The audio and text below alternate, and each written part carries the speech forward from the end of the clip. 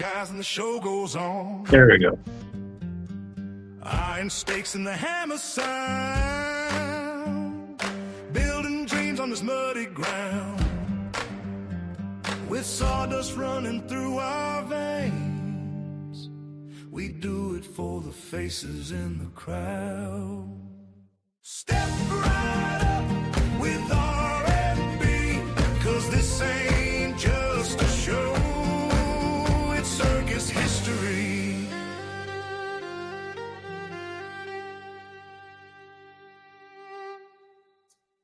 Good evening, ladies and gentlemen, boys and girls, and whoever else is out there listening to us.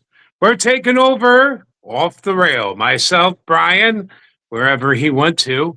I'm Chris Connors. I used to be the ringmaster for the Clyde Co-Brothers Circus, and we thank you for being a part of this different type of podcast. It's going to be off the rail, as we say. It's going to be, there's no scripts because we fired them. So no more writers.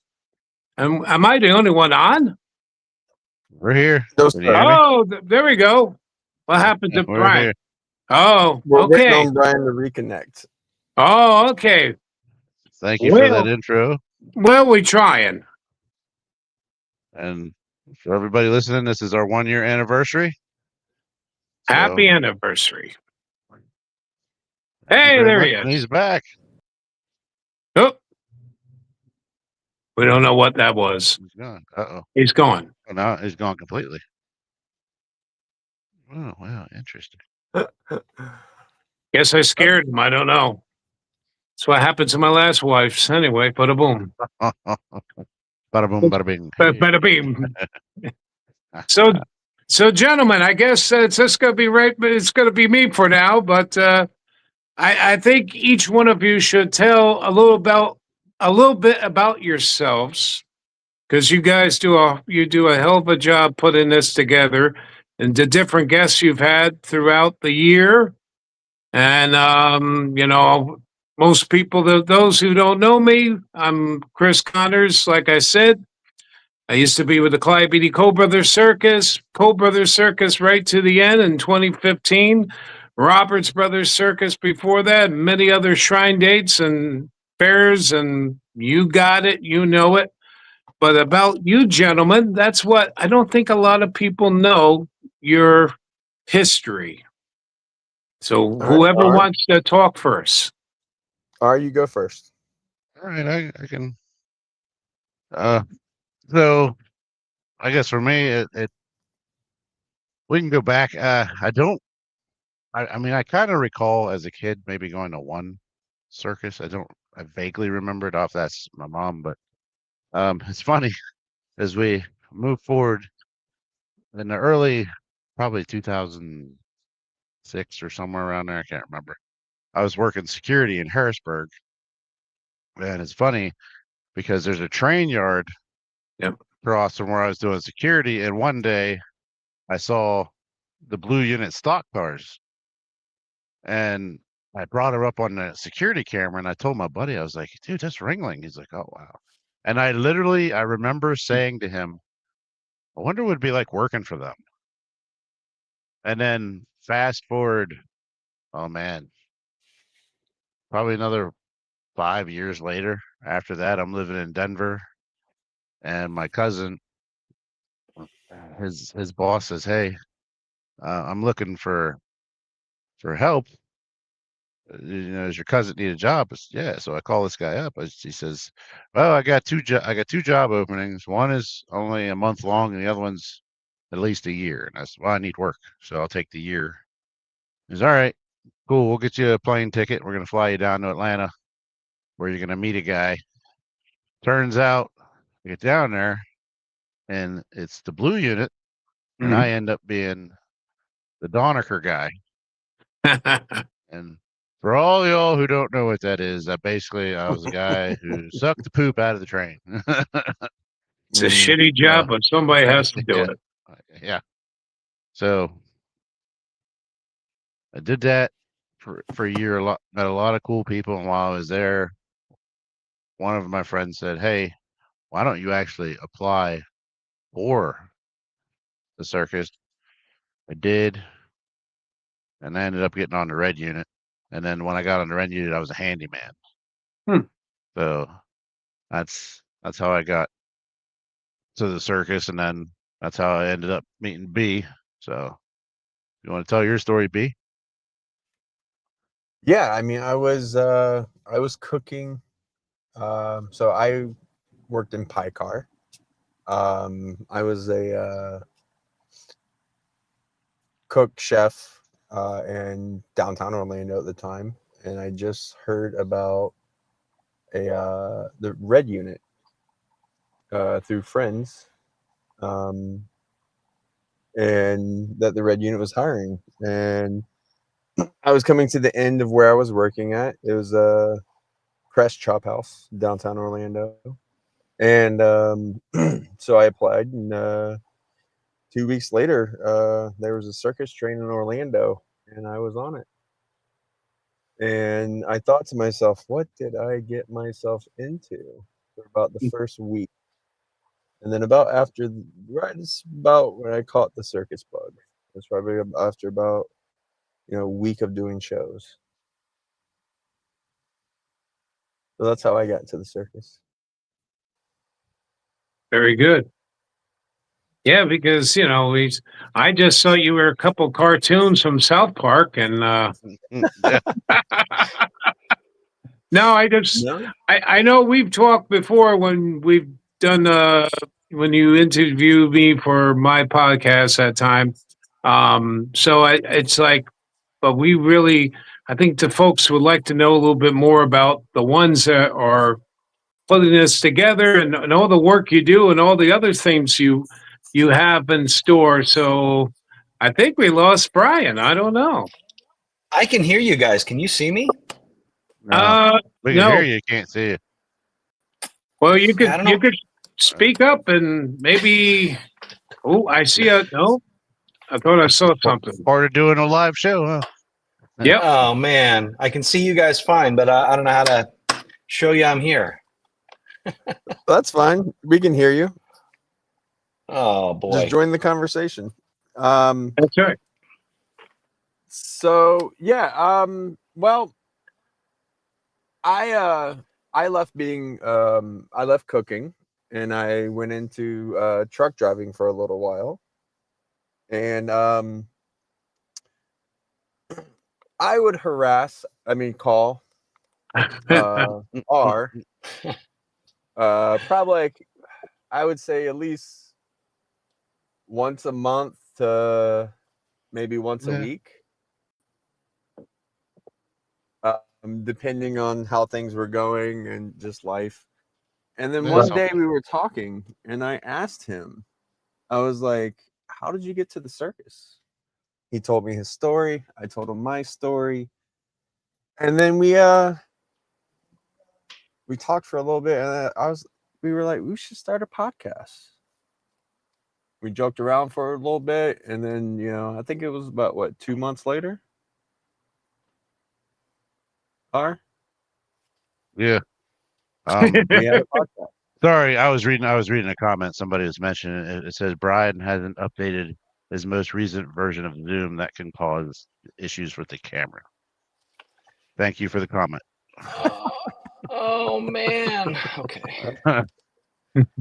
Yeah, that's and the funny thing is when he mentioned it, I'm not gonna lie, I was like, yeah, sounds cool, whatever.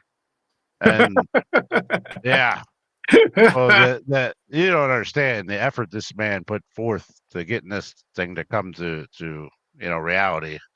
Right. I just thought I'm not gonna lie, I thought it was enough because I've had plenty of friends, including myself, say, hey, we should do this, and then it gets shelved and you never think about it again. Right. Nah, he made sure this happened. No. Well, that's good. I envy you because ever since I left the big top, as they say, I mean, I still do spot dates. I do special. Now I just do events like they want a circus themed dinner and they want somebody to get out there dressed like a ringmaster and blow the whistle. So that's what I come down to doing now. Far and few between because I really miss being out in that ring every day. But people would say, my own brother, he says, when are you going to do a podcast? Oh, yeah, I got the idea. Oh, yeah. I'm a procrastinator, which is really bad. I don't know how I made it in the world of circus because you can't procrastinate in circus. You got to, and I used to be a performance director, and my bosses would tell me, hey, you need to get this done. Not right now. And I say, if I don't do it now, I'll forget about it. But for some reason, now that I'm not out there doing this, I keep saying, "Yeah, that's a good idea. Yeah, I need to finish the book. The book is still halfway." So, but Yeah, I do have Facebook pages. One on the Big Circus Showcase and the Clyde Beatty Memory page. So that keeps me active with circus. So I'm doing a lot of research and I try to keep people like the history. And what you're doing, people like it because they want to know more than they want to hear the stories that they don't see. I mean, sure. the circus. The circus has changed since I've been in the since I was been born. It's changed a couple times over, or 100 times over. So it's nice to let people know what is happening and know a little bit about different show people. Oh yeah. Well, so we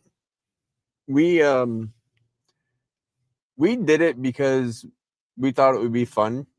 And once we recorded the first probably like 3 to 4 episodes, we had a conversation, between us that now we got to do this because we didn't find any podcasts going out trying to find people's life stories, hearing behind the scenes from them. Right. And that's one thing that we found that was that set us a little bit apart. There he is. What's up? There's the face. Hey, look at that. Technical difficulties. The rockin' clown. As you were. So once we realized that we're putting people's life stories out there for the internet, which and now it's become our mission, and we're kind of like we joke around that we're kind of like the unofficial circus historians because we're collecting one story at a time. Right. So, but no, yeah, we have a lot planned coming up. We want to get more in depth with documentaries, and full depth and stuff like that. We have a lot of fun ideas coming up.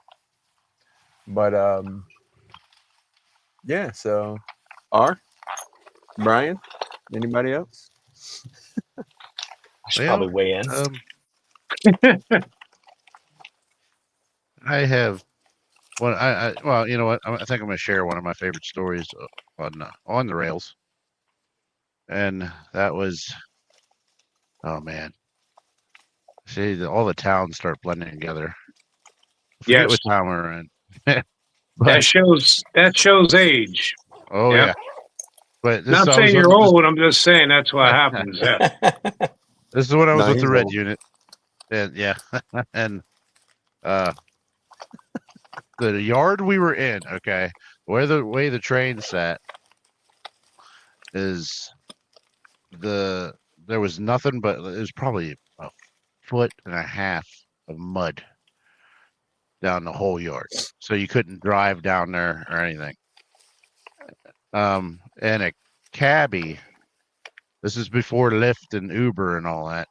A cabbie drove down in there and got stuck. Oh. So I get a hold of my bosses, say, hey, is there any way we had a big, like, I think it was it a John Deere International? I can't remember. A big old tractor we had that we used to pull the loads to load the train. And they went and got it. And my boss at the time had to basically dive under this cab in the mud to hook up to pull them out. Brian, stop moving. Well,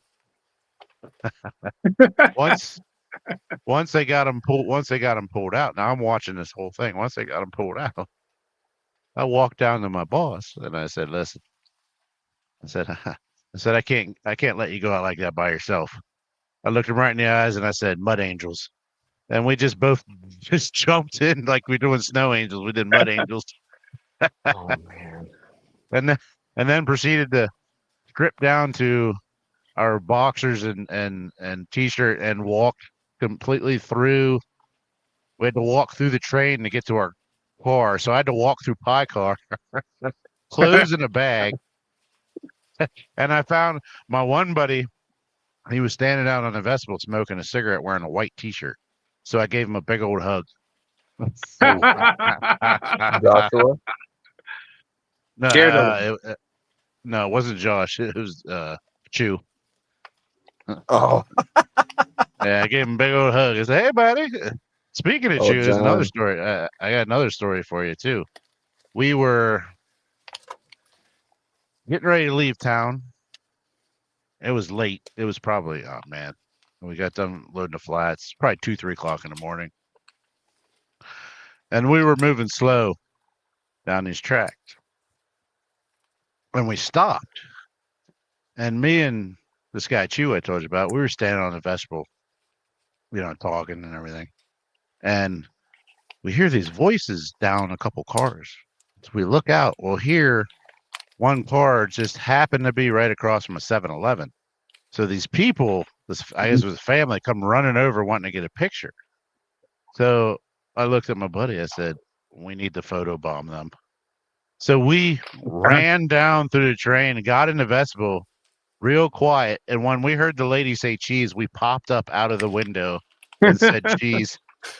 And the look on these people's face. Oh, they loved it. It was great. Well, now I'll never forget that.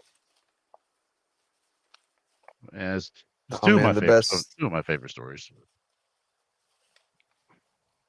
What's up? I think the best for me was on train runs, running through cities. When you see people, you just light up their faces when they realize what was passing them.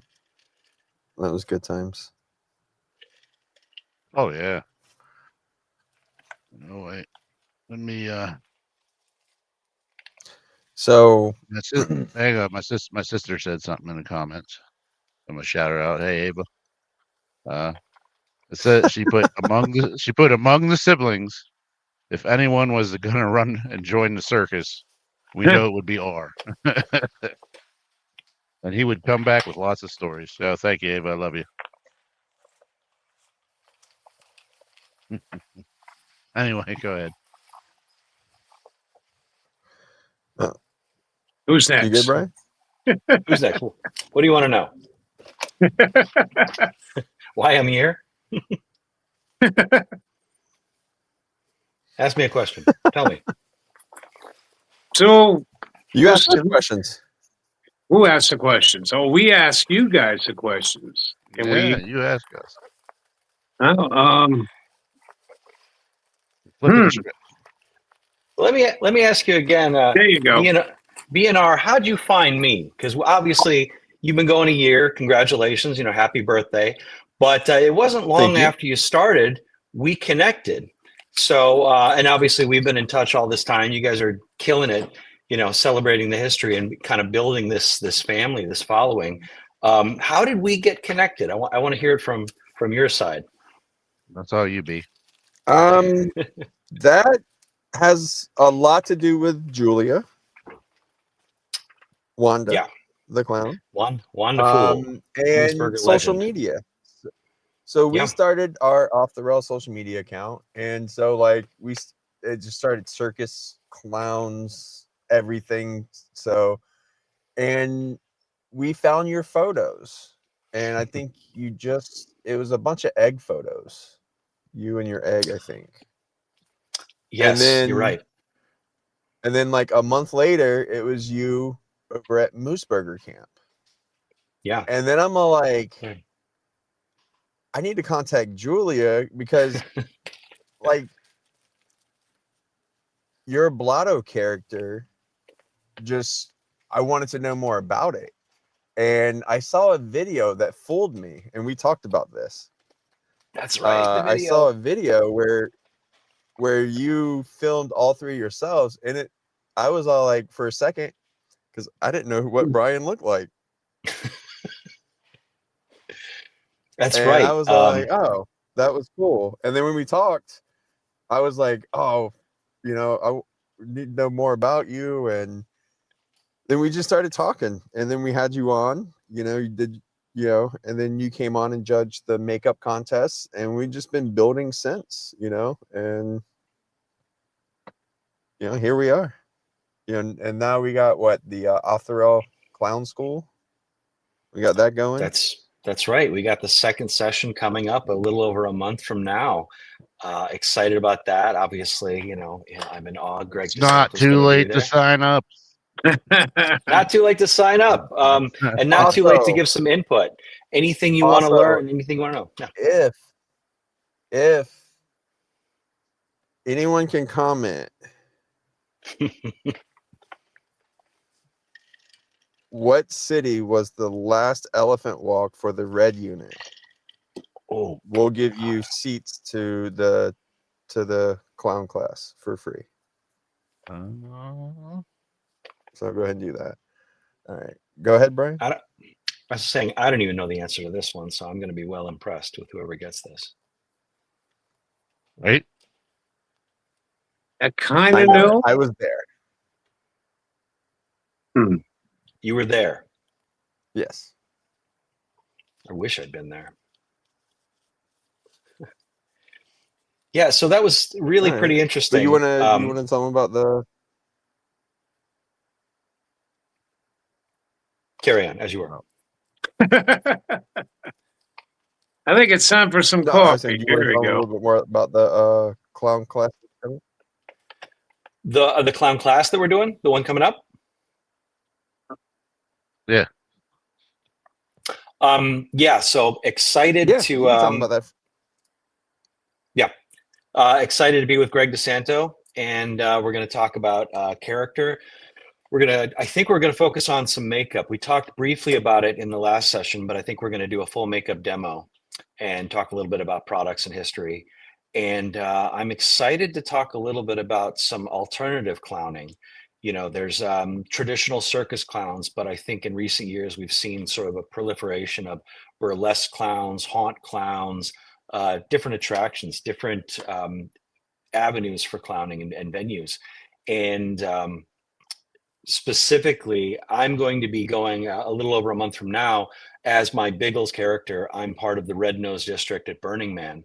So we set up our circus. We've got our big top tent, and I'm probably going to be in that character when we do our next class. So it's going to be exciting talking about that. We've got a lot of cool things that happen out in the desert. So hopefully it gets people thinking about it. If you're a clown or an aspiring clown, you can be more than one clown. You can have different characters in your heart. And I think it's important to feed those characters and let them grow and, share them with us. Thank you. Oh, by the way, I probably should have said this at the beginning. I want to apologize ahead of time to everybody. If I disappear, it's because we have a major thunderstorm in the area. And I've already lost power once earlier, and we had a tornado warning and everything. So. Oh, okay. If I get cut off, that's why, because I lost power and internet. So hopefully it goes by without a hitch, but we'll see. Yeah, well, stay safe. Yes, sir. I have a nice little dirt basement I can go run into if I have to. Let's see. You got your panic room, your shelter. Yeah. But yeah. Yeah. So. What's the temperature there? Is it hot and humid where you are? Where I'm at, it is currently, I'll tell you right now. Today, right now, is actually not that bad. It's only 73 degrees. Oh, that sounds nice. Oh, yeah, it's very nice. But the downside is we got all, I don't know, you guys probably don't. I got a lot of smoke from Canada. Oh, okay. Yeah, I'm hearing that's really bad. It doesn't smell the best outside. So and I'm on top of a mountain, so I'm getting. Oh, so you're getting a good, yeah. Oh yeah. So, we'll get through it. Yeah. I know. B, you still there? Maybe, Uh-oh. maybe not. Oh my God! If you're talking, we can't hear you. Oh, your mic's off. Uh-oh. You there? Whoopsie. There Sorry. he There you is. go. Bingo. Yeah, can you hear me? It's I can live. hear you now. All the things that happen when you're live. That's it. No, there's no Chaos. editing. There's no. So this is all the stuff Oh, that yeah. happens in like when we record the shows. So So I think also I'm sorry, what'd you ask? I don't think I was gonna just say also one of the things that got me and B how we became friends. I mean, he worked at Pie Car, so food's a big thing, I love food. But spicy. He likes spicy. I like spicy. So that was like, oh, cool, something in common. All right. And it's funny because we had a buddy of ours on the train who constantly, every town we went to, he would buy a hot sauce. And Oh. did he try to get you, B? I know he always tried to get me, Josh.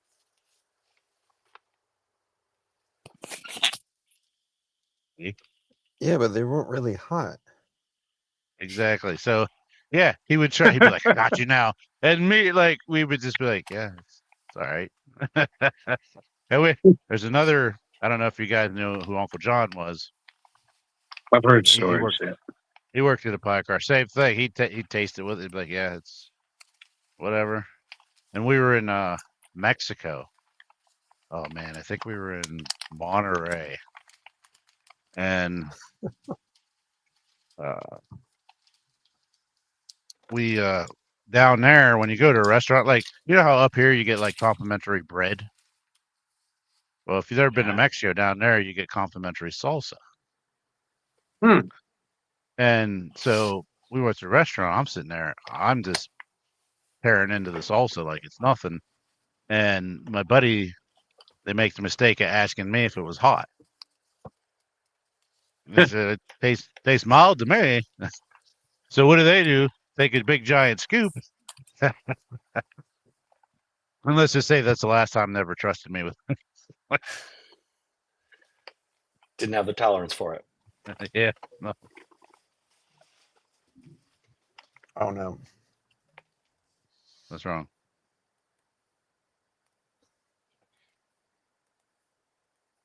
Something What? happened.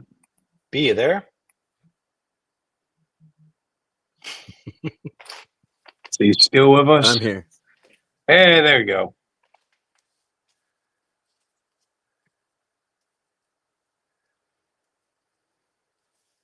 Everything reloaded. Oh. Now I guess I have a question.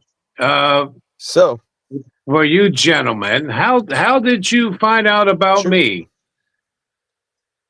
Because I know I would follow and I would go, boy, there's a lot of Ringling people, and I never was on the Ringling show. I was on the BD Co. and every mud show, and you talk about mud before I seen a lot of mud.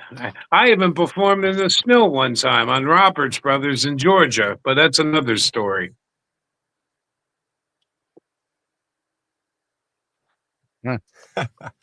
So, you wanna, like I said, yeah, it's like with the whole Brian thing. Yeah. Yeah, it's like I said with like the whole Brian thing. We find people on Facebook, social media, and it's just like, Okay.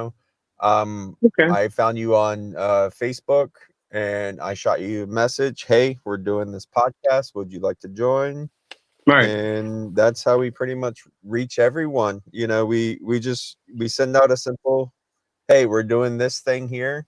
If you'd like to come tell your life story, we'd love to hear it, you know. And so yeah, and a lot of people think that we're only Ringling, and that's not the case. Right. Because Mhm. we're circus. We want to cover circus. Right. But we worked for Ringling, so that was our in with this. So we knew a lot of circus people already. And actually, huge shout out to Ron Toto Johnson. Um, he he was the first one to kind of answer us back and give us our interview, and he's helped us out a lot along the way. Him, Greg DeSantos, the International Right. Clown Hall of Fame. So we appreciate them a lot because they've connected us with people, and without circus people, without that right connection, you're not going to get into the groups. No, that's very true. Yeah.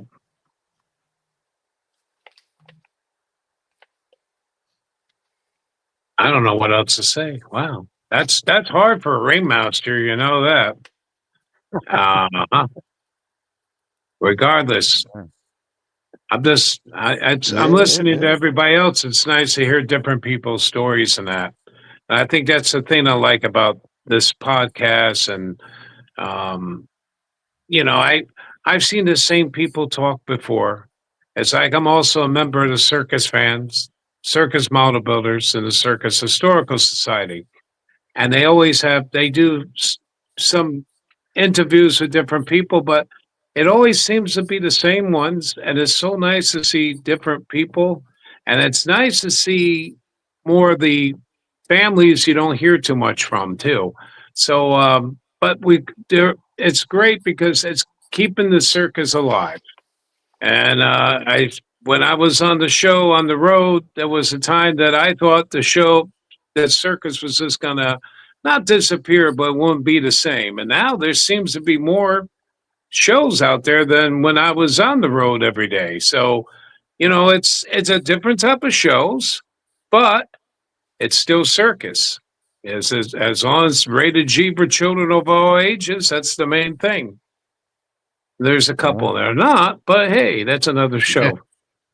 I tell you that No, it's we aim to keep our show very family friendly. That's one thing that we want to like keep across, because when you're dealing Right. with multiple circuses, Yeah. that's another thing that's really like, because we're dealing with, in America alone, I think there's 42 traveling circuses right now. Yep. So that's like you're dealing with 42 different brands. Yeah. And if they, some of them won't even allow their artists to come on certain shows or stuff like that. And, Right. And like I said, but it really amazes me it's how a many hard there job is. for us. We just, Yeah. I tell people, that they constantly, ask. I tell them it's a different life.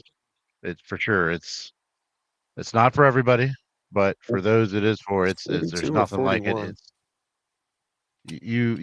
It's the stuff you see, the people you meet, the different cultures, the food, um, how the train just rocks you to sleep once you get used to it, just knock you right out.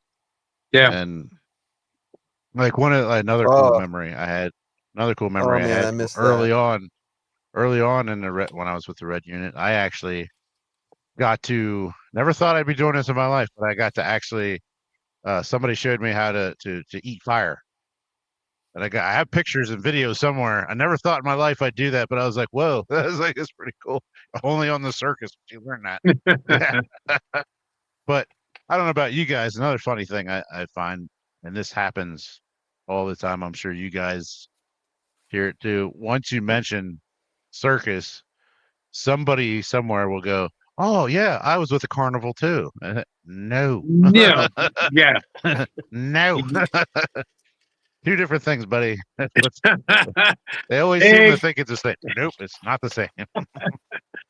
Oh, I like how they say, yeah, I went to that circus last week, but I didn't like their carousel that they had in the Oh Ferris yeah, wheel. yeah. What? Maybe because it wasn't a circus, it was a carny. But, well, they didn't know. But All right, so we're go we're ahead. being we're being asked if we could Yeah. talk All about right. the difference between circuses then and now. Sure. Who wants to start? Getting back No? to, I could say something. Yeah, go for it. Just- Go for it. So I won't say my age, but I've been around quite a few years. No. When I when I was a kid, this is growing up in the American circus, you knew the size of a show, if it was a big show or a small show, by how many elephants they had. Every circus in America had an elephant back in the 70s and 80s. 90s, it was just a little, but 70s and the 80s. So a lot of shows like Hunt Brothers, uh, Roberts Brothers Circus, we're talking about, some of them only had one elephant. So you knew it was a smaller show. You had the King Show, depend on the year, they had three elephants. Clyde Beatty Co-Brothers Circus, when Rex Williams was there, and when Freddie Logan took over, had 10 to 12 elephants at a time. And then, of course, Ringling always had 20, and then you don't, or more. And then, of course, Carson and Barnes always boosted. They had 30, 40 elephants at times. So, now there's, you could just count how many circuses have an elephant now. It's Loomis Brothers. I believe George Carden has them at times. Jody Jordan might have an elephant here or there at times. So it's sad because to me, the elephant, it's just like clowns. The elephants and the clowns, like Barnum said, are the pegs of a circus. Right. So I do miss it. But growing up as a kid, every circus had an elephant. And by the late 80s, early 90s, most shows you were lucky if they had one elephant. And that was age or not enough people out there working them, or just Sure. our good friends, the animal activists, didn't want to see. And a Oh lot yeah. of the circus owners, just like some owners, kept pushing forward to keeping them up, keeping them in the business and the show, and some just couldn't afford fighting anymore, and it's a shame. And Yeah. Well, and that's a tough thing because people always say, "Oh, the animals," but the animals ate better than some people, and I saw that quite a bit on the show. I know a oh lot yeah. of people that love the animals. I mean, the Harriets were good friends of mine, right from John, Harriet, Mary Ruth were super people with their animals, their family, their grandchildren. They're all the same. There's a lot of people. I don't want to single out. I've Sure. been very honored to work with a lot of great families and a lot of great animal people, and it's a shame because the kids today won't see all that. Oh yeah. It's Spe- and Speaking it's of funny. which, Yes. sorry, but a lot of people don't know you want to talk about the past versus now too. A lot of people don't realize this way back in the day, early days of circus. The animals, especially elephants, helped with setup, helped with putting the tents up, and they Yep. put everything worked. The animals worked all it. And then you move to modern time, of course they don't do that. Yeah. But yeah, that's one of the bigger differences too. So sorry, go ahead. When the Beatty show, when they changed from the big blue and white 8-mast tent to the red and gold, when I was on the show, the red and gold and crimson, they had all kind of red and yellow. That's what I call it.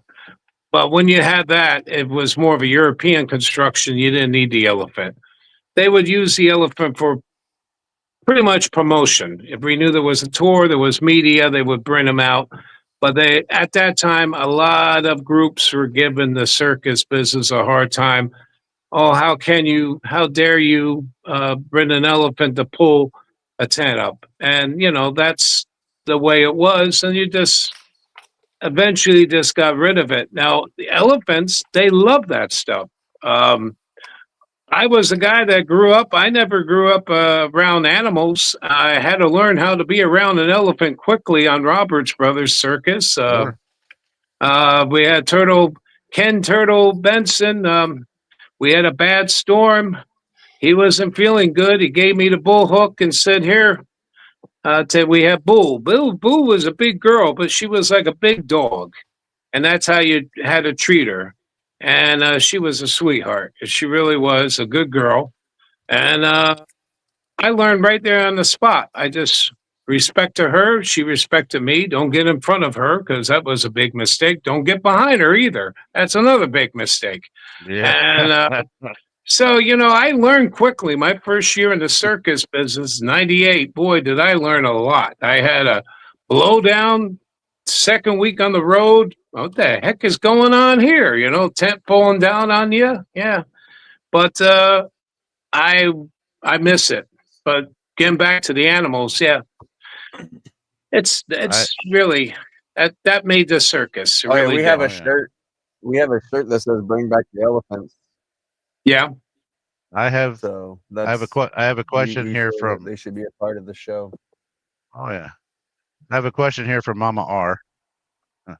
Says, do all the clowns in the circus have they attended clown college, or are some just naturals? Do you guys want to take that? Well, I know both sides. I know a lot that were, I know a lot of clowns that did go to clown college, especially on the BD show when they had when they back in the 80s and the 90s had a lot of graduates. I became friends with a lot of guys, and then lately with a lot of shows with the influence of a lot of South American, a lot of clowns from there. They're pretty much born families of 4 or 5 generations of, and that's how they get their clowning, circus clowning, is because Grandpa did it, and they could do a teeterboard act, and they also know how to work a crowd as a clown. So I'll let someone else talk.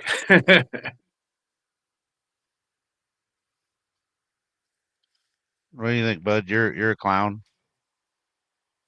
Who, me? Yep. Well, I knew a lot of clown college graduates that went on to other things. They didn't necessarily join the circuit or the circus. They went through the training, but I also knew some that weren't offered contracts. So they been trained as clowns. We're hoping to get on the circus, but found other avenues. So I think it depends. I think I knew some clowns that hadn't gone through clown college per se, but still had some training or were born into it.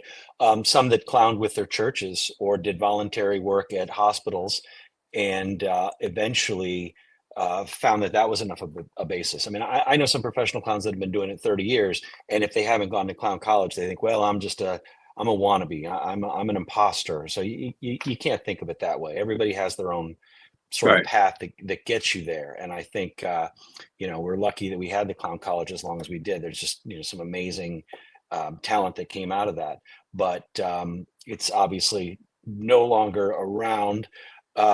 So different things prepare you for that journey. So I think you could still be a proper professional, respected clown, whether you went through the process or not of clown college. My long-winded answer there.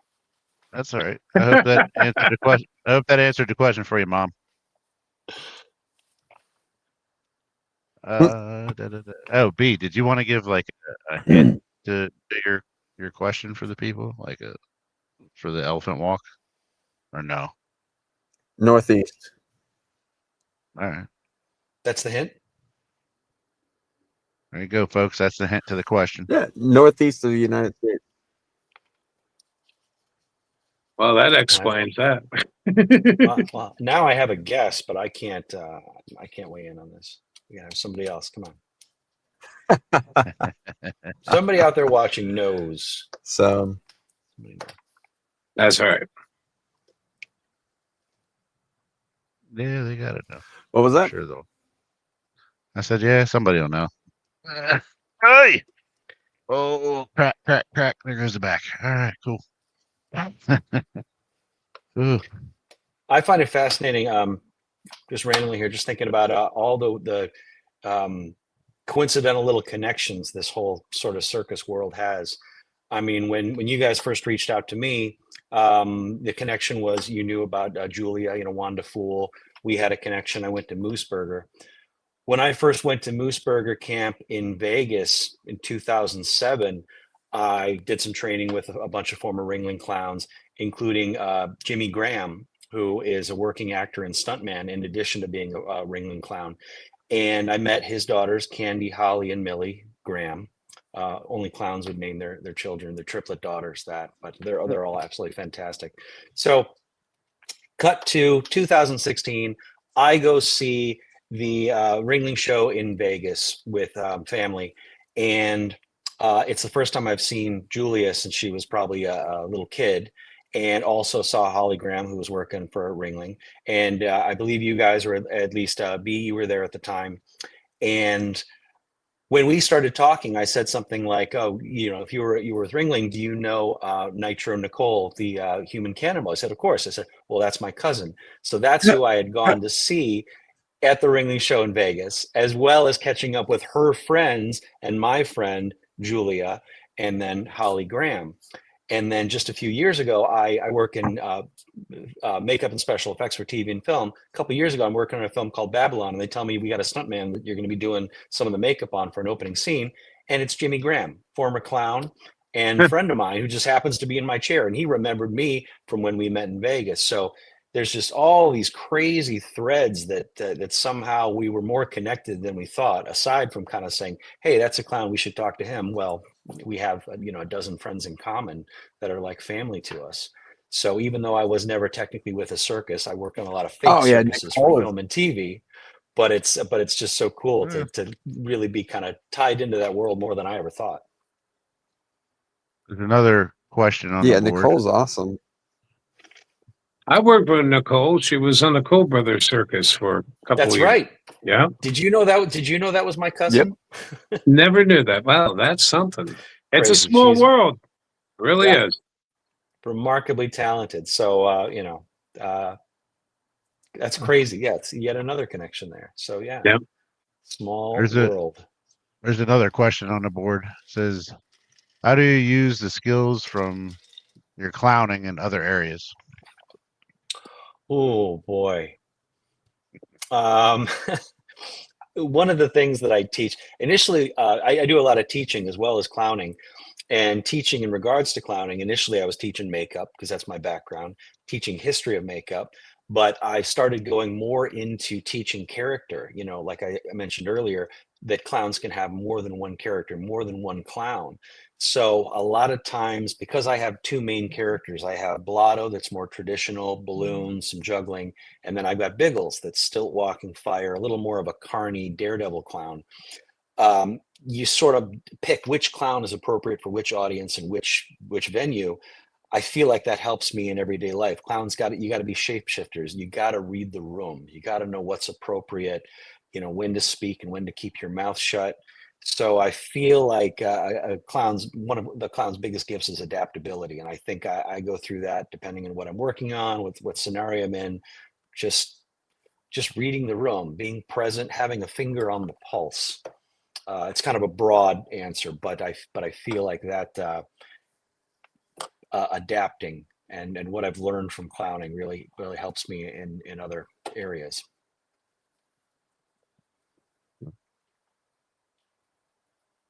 I don't think I'm a clown.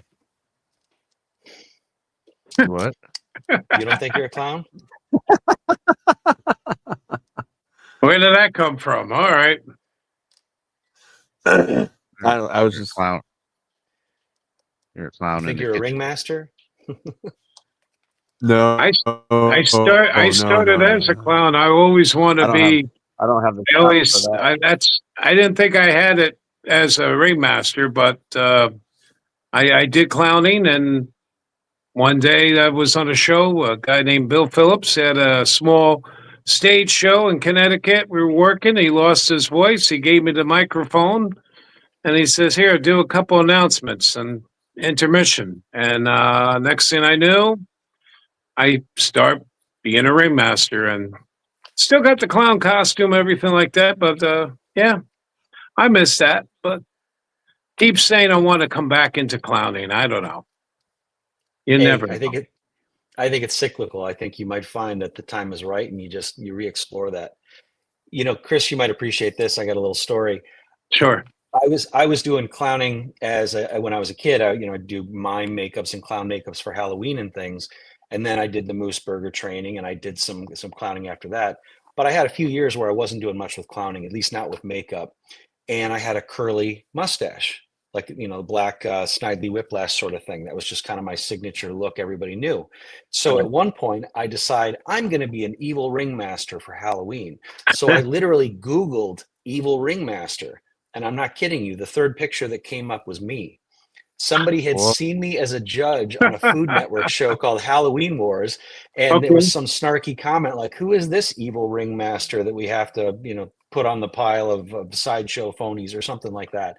But it was really through the looking glass, down the rabbit hole when you Google something and you find a picture yourself. So Right. for whatever reason, I had the evil ringmaster look before I even attempted to dress up as that for Halloween, which I did. I always want to do that. We the one year Cole Brothers, we had the Spider-Man show, talking Yep. about trying to change the times. And there was a point where I had the ideal. I think Elvin Bale had the ideal, a couple other people. Why don't I split myself as a good ringmaster and the evil ringmaster? But it never happened. But hey, look who it is. Welcome aboard. That means we could take a break from talking. All right. There's a Hall of Famer there. Turn your mic on. So you got it on? we can barely hear you. Barely, yes.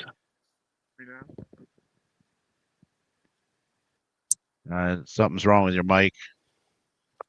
Might want to turn it off and turn it back on or something, or unplug it or plug it back in. Brian, while we're here, can you shout out or tell us about Moose Burger Camp? Moose Burger Camp. Well, as I mentioned, I went to Moose Burger Camp in 2007 when it was in Vegas. It was called the Moose Burger Clown Adventure. And that ran sort of earlier in the year than their main camp, the Moose Burger Clown Camp in Maple Lake, Minnesota. So I decided last year that I wanted to go to camp proper. I had kept in touch over the years, but I wanted to get back into it. So for 1 week, actually International Clown Week, first week of August, Moose Burger Clown Camp happens. So I went last year and decided I can't miss it going back this year. And it's clowns of all different levels. I feel like you could be a new clown, not sure where you want to start, but there's different modules and sort of different tacks you can take. If you're a caring clown, a walk around clown, party clowns, it sort of addresses it all. And the idea is you may have skills you already feel like you're kind of working on, but that's a place to go and say, I've never tried juggling. Let me try this. I've never tried. Can I be a musical clown? Do I need a ukulele? And if you're a clown, the answer is yes. So you go to Mooseburg and you do a jam, try different things. So for me, it's nostalgia because I grew up in Chicago and I would go to camp in Wisconsin and Michigan. So going to summer camp in Minnesota with mosquitoes and lightning storms, there's nothing better. I can't wait. I'm getting hyped up as I say this because this is just 2 weeks away. But Mooseburger Clown Camp is really fantastic. It's one of the best. I can't think of a better current education out there for clowns. Of course, Clown Camp used to happen in Wisconsin. Am I saying that? Was that? Greg would know. I never got a chance to go to that one. That was the one that Richard Snowberg ran, I believe. Or did at some point. Legendary camp there. But I'm happy that Mooseburger is still going. The longest running clown camp that is currently still going. So I've done my little pitch there. Can't wait to see you. Mooseburger.com. Right on. And also joining us, everybody, is Greg DeSanto. We did an interview with him before. He's a director of International Clown Hall of Fame and Research Center. How you doing, Greg? And he's gone. All right, that was quick. There we go. Magic of live entertainment. Yeah, That's there it. and he's gone. It He'll be happens. back. Yeah. Greg, we miss you. Me. Come back to Yeah. us. Come back to the light. Come to the light. You found the light. Me, you're still there. Do you guys know about clown organizations? Can I do a quick little pitch of that? Yeah, go for it, man. Go for it. I'm currently the international still here. VP for Clowns of America International. That might be Oh, right on. reversed, but I'm also the educational director for Clowns International, which is I'm based in the UK, so this is founded in the UK.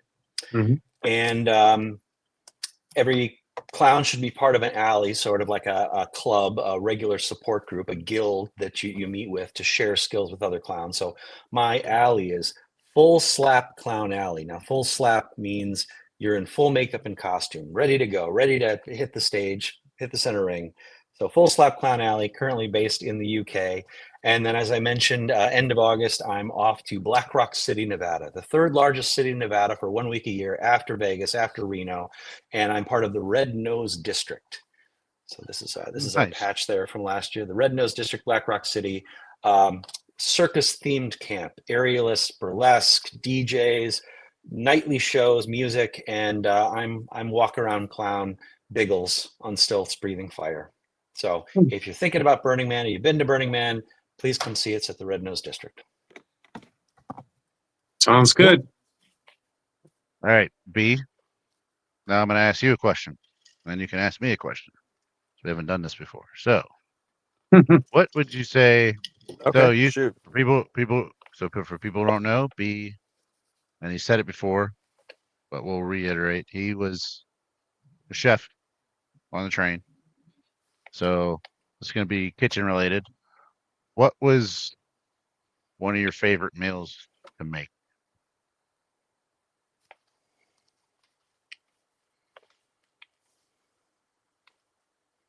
So like we need Jeopardy music. Do, do, do, do, do, do.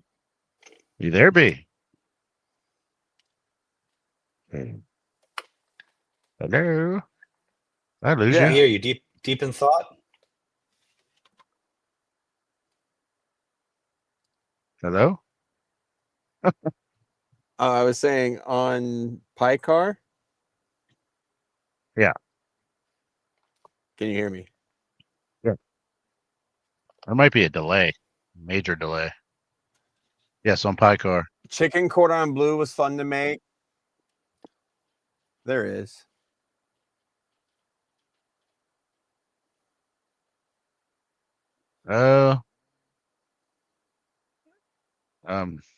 Sorry. You said chicken cordon bleu. That was your favorite. Yes. Cool. I'm just, look, somebody answered your Yeah, question, but I that don't was think everyone liked that a lot. And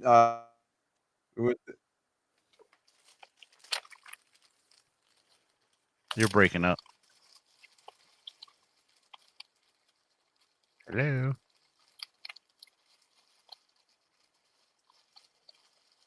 Yeah, the new guest disappeared. And we also got, and my co-host disappeared. Wow. There you go, doing live shows. That's it.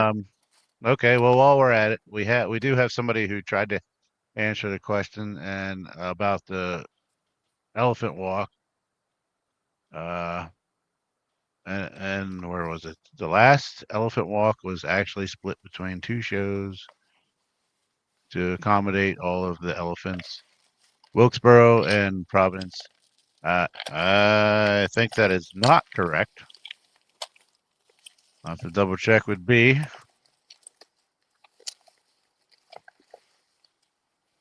Pretty sure it was in one place. Because I know it wasn't in Providence when we ended, because we ended in Providence and I was there. So they definitely weren't in Providence. I have a guess, but I want to see if somebody else gets it before I throw my my stab at it. Gotcha. We lost B. Give me 1 second. Let me look something up. We have There he is. There he is. is back. Can you hear us? B? Hello? Well, if anything, we're definitely learning Learning not to about do it live. live. Uh, You know, I mean, Technology. every That's once in right. a while.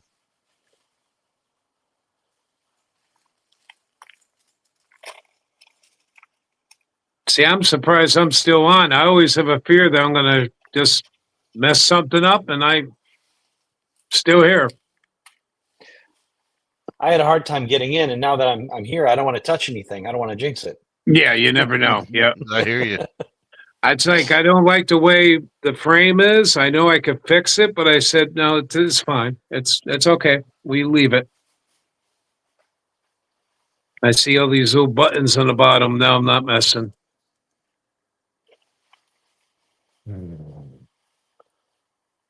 Oh, okay. Did you do that, B? Was that the guess or was that the official answer? I'm letting him. That would be correct. That is correct. That is Okay, correct. I was Ding, wrong. ding, ding. You were right. Yay. All Tell right, the you got, contestant what they win. That's correct.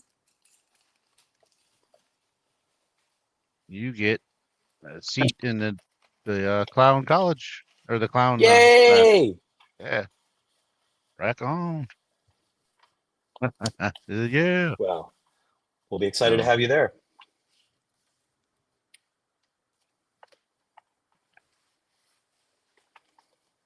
So what was your guess? Yes, My guess? we will send Yeah. you a seat in the.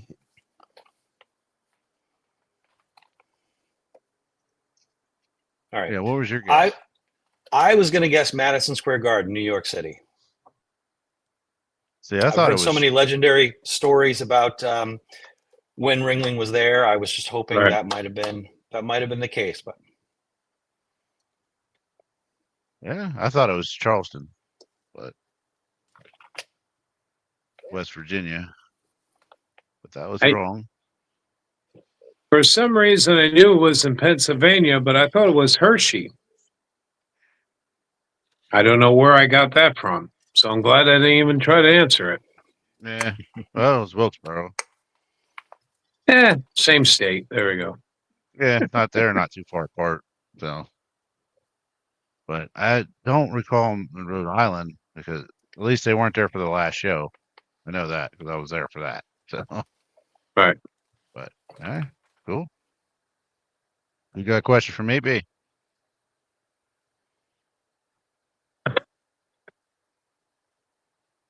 Hello. What was your? Can you hear me? I can hear you.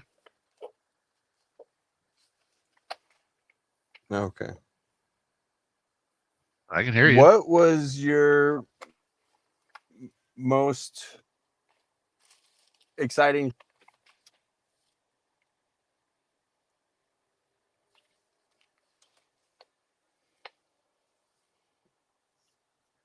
Exciting. I lost you. the suspense is killing me. We're on a delay. Yeah, I know. Hang on. That's another. Live show. Yep. To think of all the years they did on television. Yeah, In front of a studio audience. that's right. Right here, yeah. right now. Ole. Topo Gijo's coming out right here, right now. Here comes the Beatles. Oh, my goodness. I used to do stuff like that to the younger generation. They thought I was, drinking on the job. They're like, "What are you talking about?" It's like, Ed is he having a Sullivan. stroke? Yeah, is he okay? Is the old man all right? Yeah, okay. Mm. See, that's like, before my time, but I know who that was. right. Yeah. It's like Ed Sullivan, yeah. it's a shame because you see what's on TV anymore. It's just like, well, things were simpler and funnier at one time. But Yeah. and it's the same thing with the circus industry. When I was on the Cole Brothers or Clyde Beatty, 2002, and then we ended in 2015, and I replaced a gentleman named Jimmy James. I knew Jimmy since I was a baby. Um, I had my bottle of milk in Clown Alley with the likes of him and Jimmy Douglas and Kenny Dodd, and the list goes on of these great clowns that were on the Clyde Beatty Cole Brothers Circus. And I would talk to the younger generation, and I love seeing young people in the circus because I know that there's going to be a tomorrow for the business. It might not be the same show as I saw when I was a kid, but I know the magic is still going to happen.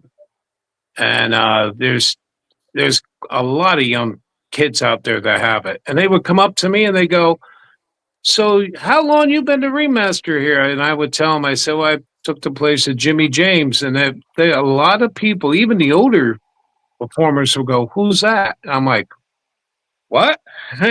He was an institution on the show for 30, 32 years, 34 years. Yep.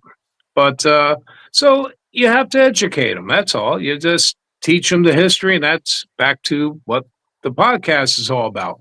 And they understand it. But yeah, it's nice to see a lot of the young generation out there. Um, there's a lot of great performers. Young performers are superb and legends in the making.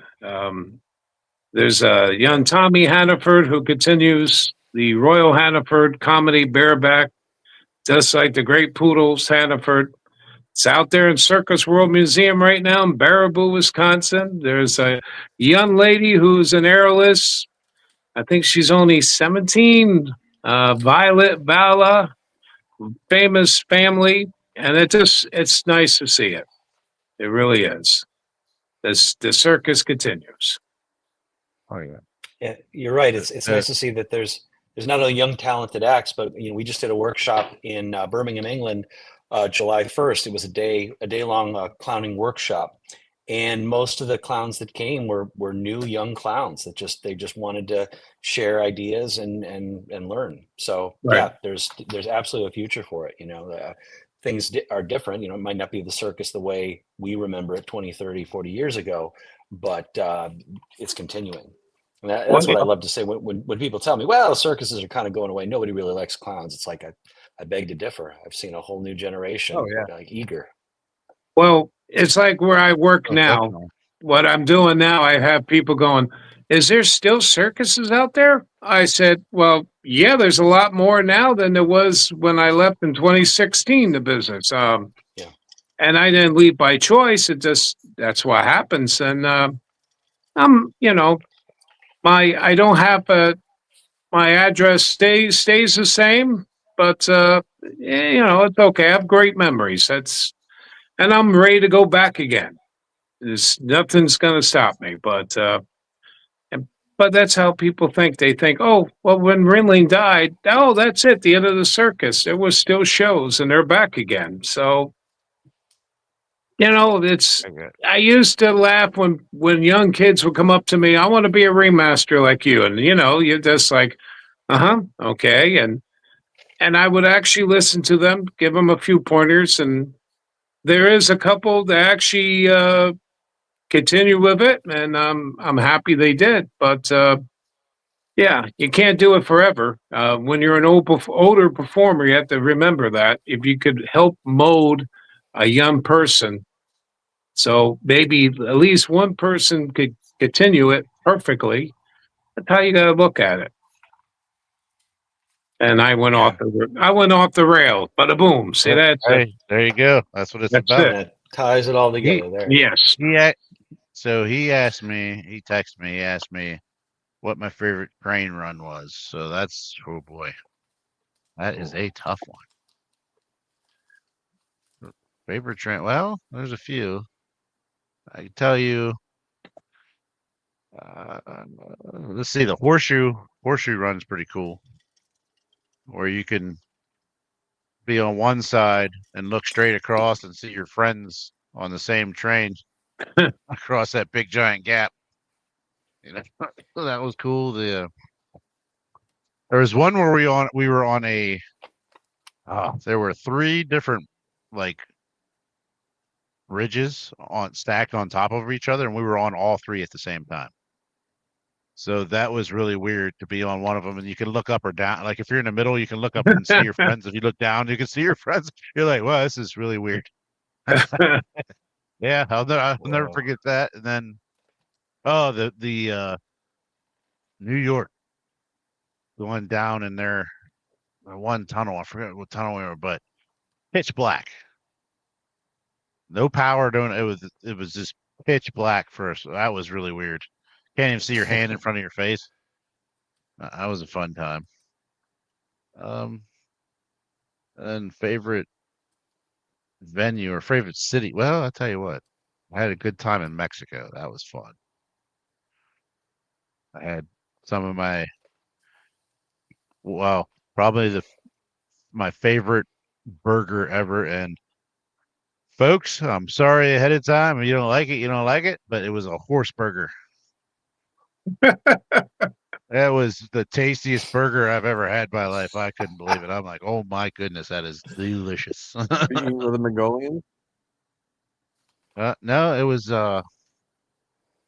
we were Were you taken eating with the out. Mongolians?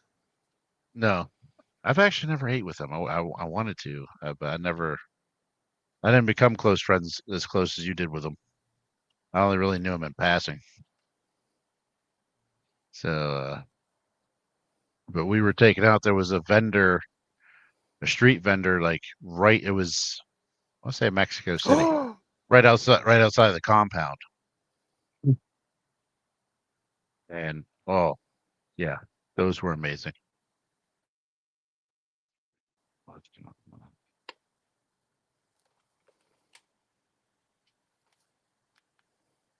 Hey. Who's going in and out? I also have somebody in the comments that said, uh, "Tell us something we don't know about you." I have to dig deep. Oh boy. Well, oh, that is a tough one. That's what I'm gonna think because I like to think I'm an open book. I'm not very private. You know what I mean? I don't really hide stuff or anything like that. You know, so uh, mm. My big thing is I like. All right, maybe for people I went to high school with probably won't believe this, but I like to learn. Yeah. So there's that. I actually do like to learn. Maybe so that might be something people don't know. In my spare time, I do like I get on like I love History Channel, Discovery Channel. I research stuff on my own.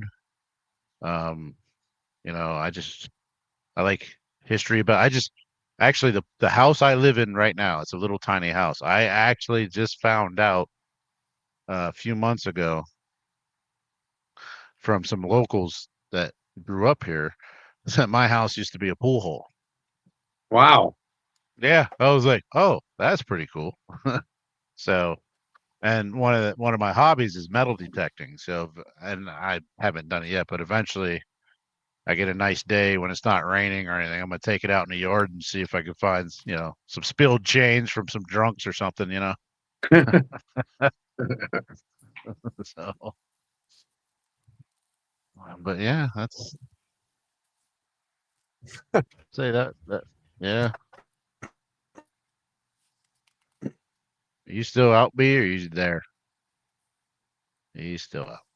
Yeah.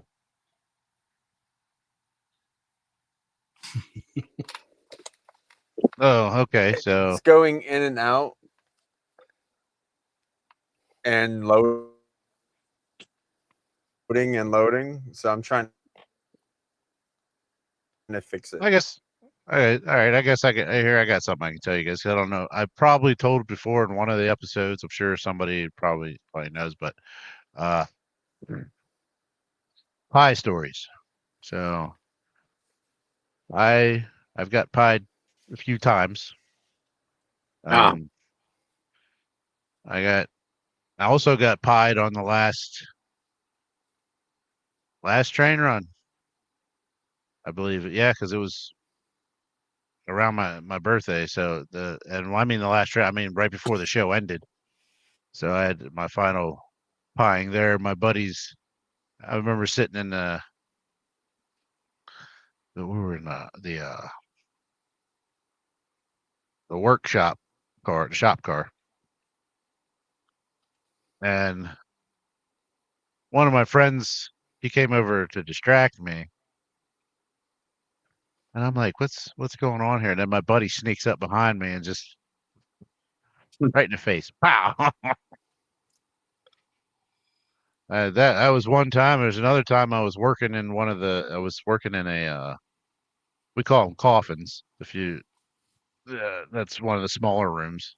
Right. And my friend comes walking around the corner. What are you up to? Nothing, just working on this drawer. And she just right in my face, wham! And I proceeded to chase her out of the train car and catch up with her and give her a big old hug and a kiss on the cheek. And there's a couple of them. There's another one of my other friends. It was her birthday. She was standing out. She used to work in a pie car. She a couple of them kept her distracted out on the vestibule while I snuck into the pie car and they gave me some whipped cream.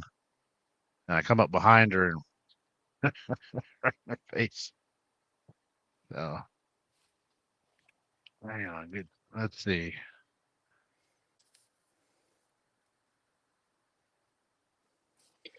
Oh, Yeah, here you go. Are you back? Can you hear us? He's back, but no, we can't hear you. Hmm. So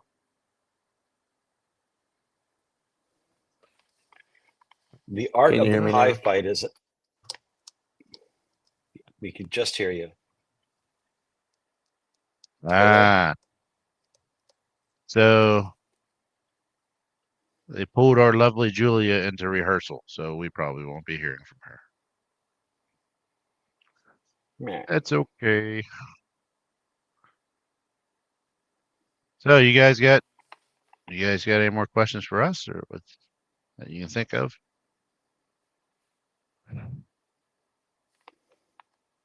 I'm thinking. I think you guys been doing pretty well. Um. Hmm.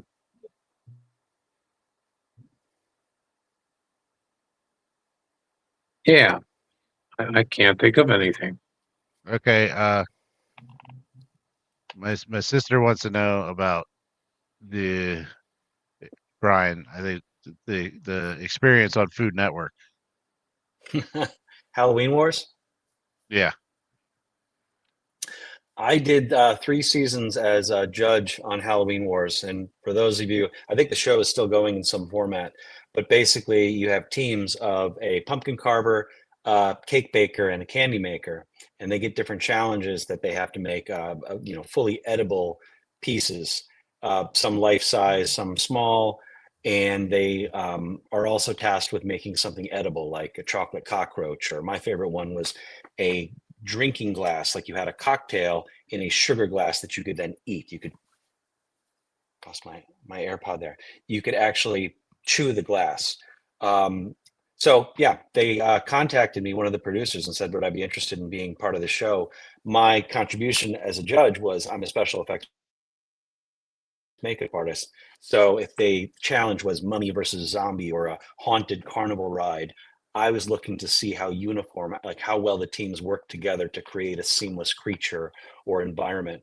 And I did 3 years on the show and had a fantastic time. We'd always have a guest judge like Tony Todd, who was Candyman, or Oh Elvira, wow, yeah. different authors. We had Wow. horror icons that would come on and they'd be the guest judge. So, at one point I'm sitting next to Elvira and she asked me, how's her makeup? Is there anything in her teeth? And I'm just thinking like, you're my hero. So I'm in Yeah, love, right. but just such a sweetheart. Same thing with Tony Todd. We talk music and blues and really Wow. fantastic experience. And I, even now, friends will text me and say, I'm watching a rerun from 10 years ago of you. I'm in Malaysia right now and they're showing Halloween Wars. So it's still out there. And I would get stopped from time to time. People say, you the guy from that pumpkin show, that cupcake show? Yeah. Get a picture with me. But that's how that came about. It was just I love Halloween and got to work with see some really cool teams, really talented artists, put together delicious, scary concoctions. Weird how Tony Todd's last movie was the last Final Destination that he did. Yeah. Isn't that creepy? Yeah, that really. Yeah. Oh man. Did you? But, yeah. Did you? I hear race cars or motorcycles or something.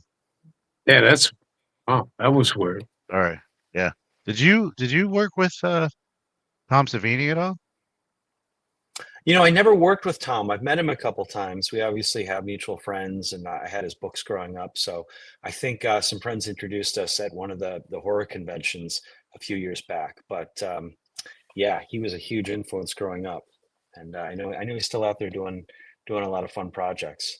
But never got a chance to work with him, not yet, at least. I met him once or twice. I got to go to the 25th anniversary of Dawn of the Dead because it's Oh, do you go filmed to? Monroeville, Yeah. Pennsylvania. So so check this out. I went there, met Ken Forhey. He was cool. Met Tom Savini, but we did a late night tour of the mall. Hmm. After the mall closed, security opened it up for us and they filmed it and they put it on as an extra on a special edition DVD. And it's funny That's because cool. you have to pause it, but there's a point where you can pause it, and there I am. I'm like right there. The camera goes right past me. I'm such a huge fan of that movie. I probably have the edition you're talking about. Now I'm going to go back and watch it. I'm going to find you. Yeah, it was. Yeah, it was. And here's what's That's funny. cool. So, and I'm not really proud of this, but so when we were doing the tour, they split us up, and actual different actors took us in different groups. And I don't know. So you're a big fan of the movie. If you remember the machete zombie, Oh yeah. the one that Tom Savini actually buried in the machete. Yeah. So he was Is my that tour guide. is that Lenny Lies? I can't remember his name. I think that's who But that was. he was my tour guide, and It's amazing. he not. And don't get me wrong, because he was a nice guy, and I'm not trying to bash him. It was what I'm about to tell you. So he told us. He said, "Hey, if you have any questions, feel free to ask." So I would, and it's not like I was asking super freaking nerdy, like nerded out questions. You can't. There were simple questions like, "Hey, is that where you filmed that one scene? Is this where you filmed that one scene?" Blah blah blah. Something you just say yes or no to, right? Yeah. Every time I would ask, he was just about to answer, and then somebody in the back would say, "I got a question." He would stop and go right to that person. He did that 3 times. The third time, I pulled him aside, and let's just say I wasn't very nice when I pulled him aside and had some words. After that, though, he answered every question, and this is where it gets even funnier. We get back to the convention center, and they do a late night reel to reel showing of Night of the Living Dead, Dawn of the Dead, and Day of the Dead, and all that, right? Yeah. I'm sitting in the back. I go in the back to sit down. Next thing I know, I'm surrounded by actors. So I'm not kidding. In my mind, I'm thinking, "Oh, great, what's going on? Like, are they ready? They want to jump me or something? Like, because of what I said to him." Next thing you know, they're offering me popcorn, soda, this and that, and I'm like, "I'm good, thank you." Then they're giving me commentary through all the movies. All right, so this scene, if you didn't know, behind the scenes with it, I kid you not, I don't know if he was scared or what, but they all, yeah, I'll never Well, forget that. so you got the VIP treatment because you Yeah, nearly shook down the because machete zombie. because I opened my mouth. Like like I That's said, pretty good. my words weren't so nice, but I was also sick of him cutting me off. You know what I mean? I'm like, bro, you need to answer my questions. But I said, Yeah. I had a few other words in there. But yeah, like, Well, that I went to that mall with a friend of mine about 25 years ago, and a lot of the features that are gone now were still there, like the fountain. It wasn't full of water, but features from that movie. But I heard they're potentially tearing it down next year. Its days are numbered. Hmm. uh, Monroeville Mall. It's like zombie mecca. you know what? I wouldn't doubt it because most of the malls around here, there is, there's not much left in them. Yeah. There's a mall in my hometown where I grew up. I I think it's literally down to one store now, and I don't know how they're hanging on. Wow. And when I was a kid, that place was packed. I mean, there was Yeah. stores there. Now you know what it is? It's the online. Yeah. You can, it's convenience is to order your stuff and have it delivered. Who wants to go out if it can be delivered to you? Yeah. Darn you, That's why, internet. yeah, that's why I'm surprised movie theaters. I love movie theaters, Yeah. but when you can download a movie the day it comes out on your phone, why would you even, you know what I mean? Yeah. Different times. We adapt, I guess. Yeah. So, Yeah.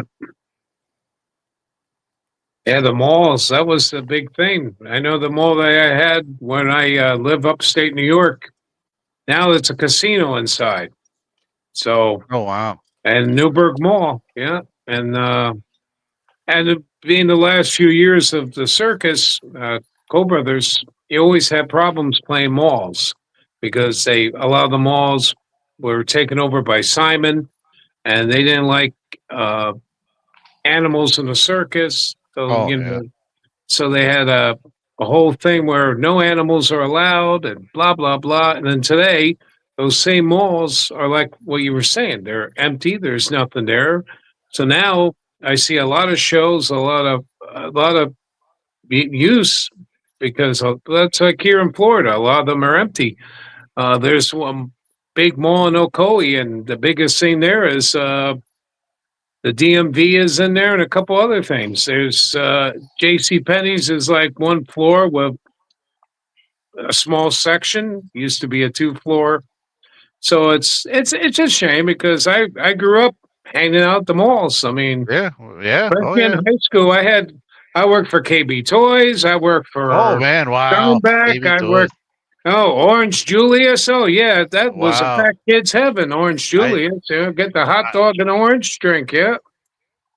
But yeah, that's how I grew up around all that stuff. That's where everybody hung out on a Friday, Saturday night.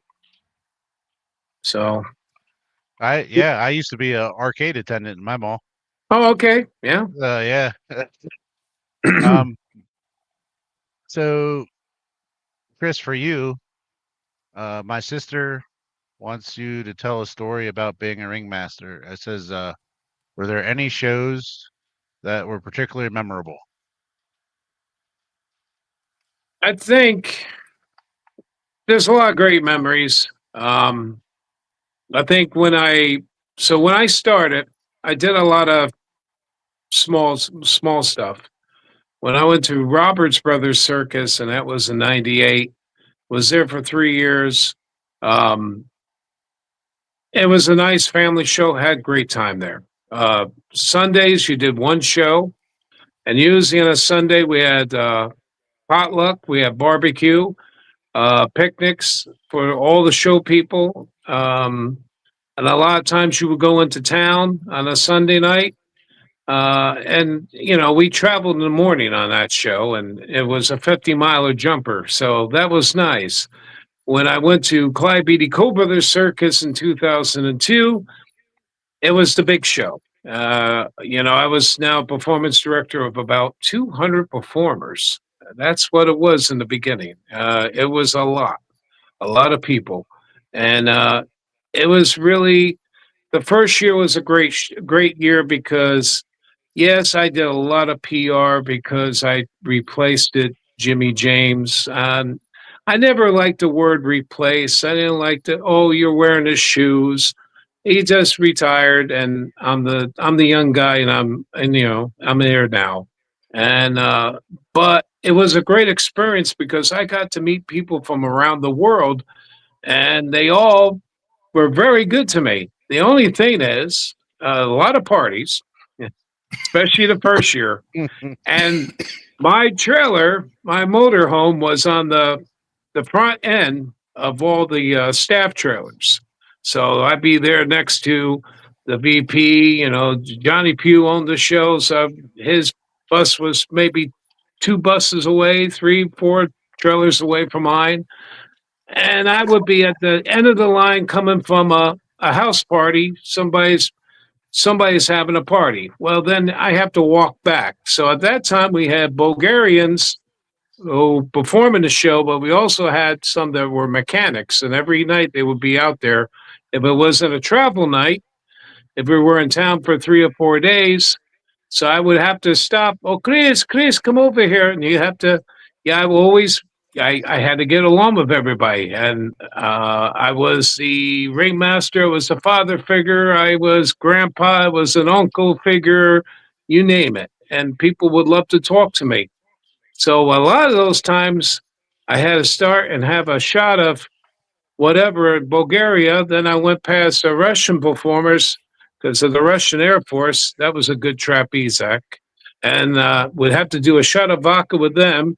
Then I would go by wherever the tech crew was. Some of the Mexican guys, oh, Mr. Chris, I got tequila. Oh, my goodness. I don't know how I made it to the trailer half the time. But, that first year was a fun year. And it's funny because how we're talking about how it's a small world. I could not see a person that I worked with back in 2002, and I could see them today, and they act like my brother. Bonnie Bale, I worked with her for 2 years, and I just saw her in April, and it's just like it's like family. She is family. She was my co-ring hostess on the BD show, and that's what I miss a lot is that family with circus. I mean, now that I'm a so-called towner, and I have a real job, and I have a lot of friends, but it's not circus friends. It's not trying to you know. And there I go off the rail again. But All right. We love when you go off the rail. But yeah, I think the first year on the Clyde Beatty Co-Brothers Circus was a great year because it was new and different. I mean, I went from a show with one elephant to we had elephants, we had lions, and we had tigers, and we had the human cannonball, and you had flying trapeze, and you had a high wire act. Then you had, so it was you go from a small, intimate setting, which I really truly love, to this big. We were still bigger than a football field in those days, and that is still a great feeling.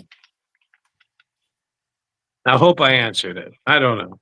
I go all over the place. Yeah, that's all right. There's nothing wrong with that.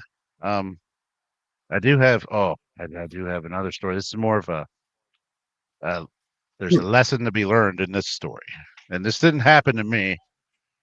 This happened to some performers. We were in, I want to say Ohio, small town in Ohio, but these performers. It's always Ohio. Yeah, so these performers went to a hole in the wall bar. And not only did they go in the hole in the wall bar, they went in their fancy Ringling jackets and were flaunting their money while they were in the bar. Well, they left the bar. They didn't realize they were being followed. Yep. And next thing you know, they're making a phone call because they need picked up because they ain't got money no more. And the reason they don't have money no more is because they were flaunting it all over the place. And the locals said, well, we'll take it off your hands. So yeah, so the lesson to be learned there is, don't think you're all that. Don't be flaunting, don't be flaunting everything you got because somebody else will want it and they'll take it. Yep. So yeah, I'll never forget that when somebody said that. Oh man, a couple guys need picked up because they just got robbed. Like, are you serious? But hey, that happens. They told us. Can you hear me? They told us, yeah. Hey. For once, there you are. You're back. They told us in There we Mexico go. to be careful too. I said, try not to venture out after dark because they think because you're with Ringling, they think you got money. You got people trying to snatch you up. Yeah, they think All you're with right, the that's enough circus, about so that. you got it. And they're gonna mess with you. Yep. Oh yeah. Well, now that you're back, you got any questions? Or you got any stories?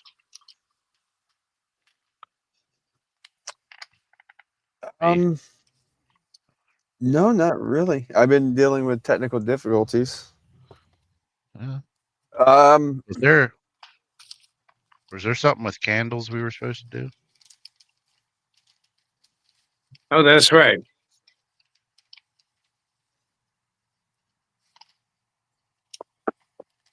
Are we giving one away or what we're doing? I know we talked about it. yeah, I mean, we can, yeah.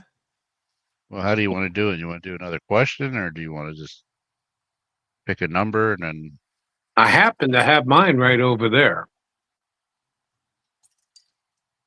I should get it. Hold on 1 second, please. Thank you very much.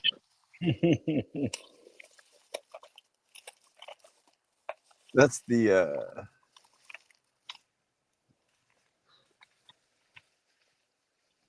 Well, here we are. It's a beautiful day here at the circus. All right, so well, I guess we do it that way. Oh, look at that handsome devil. You can't see it because of the lights hitting him. But anyway, The glare. the glare. That's why I left this on because I didn't want to blind everybody. Oh, That's it. To think when I used to clown, I used to wear a wig and it used to bother my hair. I become a ringmaster. I had no hair, so that's when I needed it. But yeah, this is the Chris Connors candle, and there's so many. I also have one of the Meisner's the Cannonball family. I have their. I don't think I have it over here. I think it's in the other room. what flavor candle are those? This one, I believe, this is the cotton candy, the pink. At least it smells like cotton candy to me. cotton candy. Yeah. Sweet. Yeah. Well, how do you want? So how do we want to do this? We want to ask another trivia question, or do we just want to do a number? It's your guys' show. What?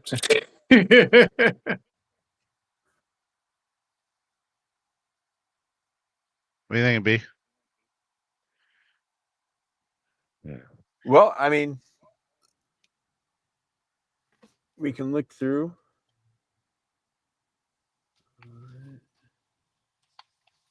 All right, I got an idea. We'll do this. Let me see something.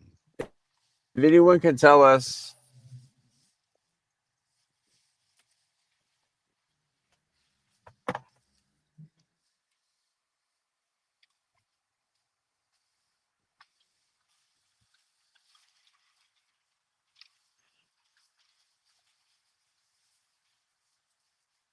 Oh, he's in and out again. Ah, the magic of life.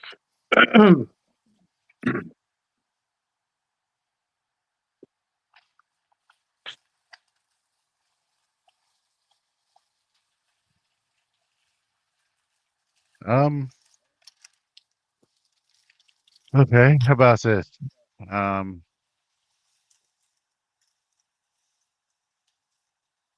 no, that'd be too easy.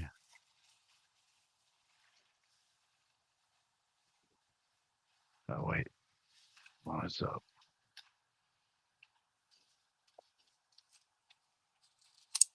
Hang on.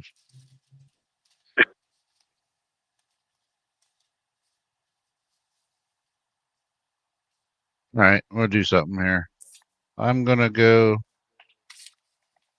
Let's see. All right, Brian, pick a number between 1 and 50. I have a number. Do you want me to say it out loud? Yep. 27. All right, give me 1 second. I think we need a little game show music or something for this. The little chimes. Yes.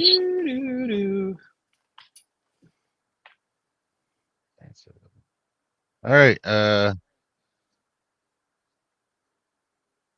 Miss Lutzy DYT, you got yourself a candle. Fantastic. Bravo. Beautiful. Right. Famissimo. Fantastico. We will Wonderful. get a hold of you with details on how to get it to you. And thank you for watching and playing our wonderful game. Yeah. All right. Speaking of which, I guess we should. We want to thank Red Nose Factory too. They've been with us from almost the beginning. So, thank you, Chad. Hope you're listening. If you guys need to get a good clown nose, there you go. Go to Red Nose Factory. Those things are awesome.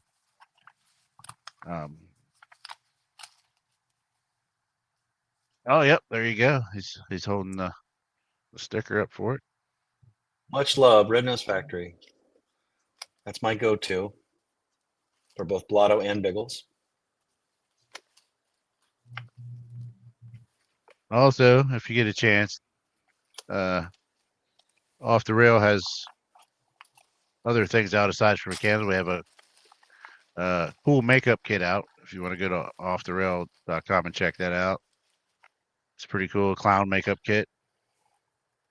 Those are gorgeous kits. There should be a link, or there will be a link at some point. Yeah, they're very nicely put together kits. They really got everything you need. I was looking at that the one day. I might purchase one myself. Just it's been a while. It's calling. Yeah. Yeah. It means I have to. Well, I don't know. Well, I could. Yeah, we could work with that. Yeah. I shaved mine off to get back into clown makeup for the grease paint. So. Do you two have anything else you want to add? I think we've covered some great stuff. I've learned a lot. I hope everybody else feels like we've answered their questions. And certainly, if anybody has any questions in the chat, now's the time. That's right. Any question? Hey, yeah, chat. You got anything? Don't be shy. Because we're gonna end it here soon. That's right. 5, 4. No, never mind. Just felt like doing a countdown. Haven't done a countdown in a while. Well, in the meantime, we're waiting. I do want to thank Chris and Brian. I want to thank you two for being here. This was Thank you. This is different. This our first time doing a live. Yep. Yep. Also want to thank Mr. DeSantos for the 3 seconds he was on. So he must have had technical difficulty, but thanks for trying. Uh, uh, Julia, she wanted to get on, but like I said, she's busy. So, but we love her. And yeah, I don't think anybody has anything else. So I guess with that said, please check out our Patreon. We have a Patreon now. Like I said, check out the makeup kit. We also have a new sponsor, Winston Airbrush. So thank you. And wait. All right, we do have a question.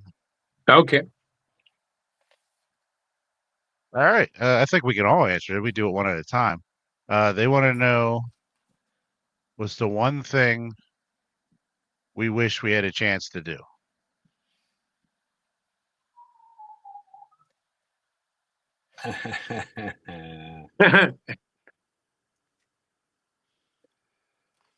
So I gather in the circus. Yeah. Go ahead. I was going to say, I'd like to be part of a circus, at least for a day, put it out there to the universe. Figure you guys, I should let you know this too. So there's mine, Right on. How about you, Chris? Chris, you were saying. I just said, I guess obvious in the circus, business, the thing I turned it down and I wish I didn't was to be a dog trainer. To work, yeah. Wow. Yeah. That's cool. I kind of, and there's times that I know people that could put a dog routine together for me, and I haven't done it, but I think I would have did a good job. I would have had a little comedy to it, but sophisticated, but with comedy at the same time. And I kind of miss that I didn't do it, but I'm not dead yet, so you never know. Might be an act out there for next year. I gotta find an agent. Not too late. Yep. One of the things I wish I could have did. For me, go ahead. I think for me would be to be able to be shot out of a cannon. Are you the right caliber? But boom, I had to do that. I use that joke every day in interviews. I think for me, one of the things I wish I could do was go overseas and check out an overseas circus, like how they do the different cultures, like in China or stuff like that. Right. I think that's what I wish I could have did. And it's not too late. You never know. Yeah. We'll see. But yeah, I've been to Mexico, Canada, and 49 states. Awesome. Next year, when I turn 50, I will be doing what I call 50 at 50. I'm going to go to the 50th state, which is Maine. So, I got another question. What was your favorite city tour took you to?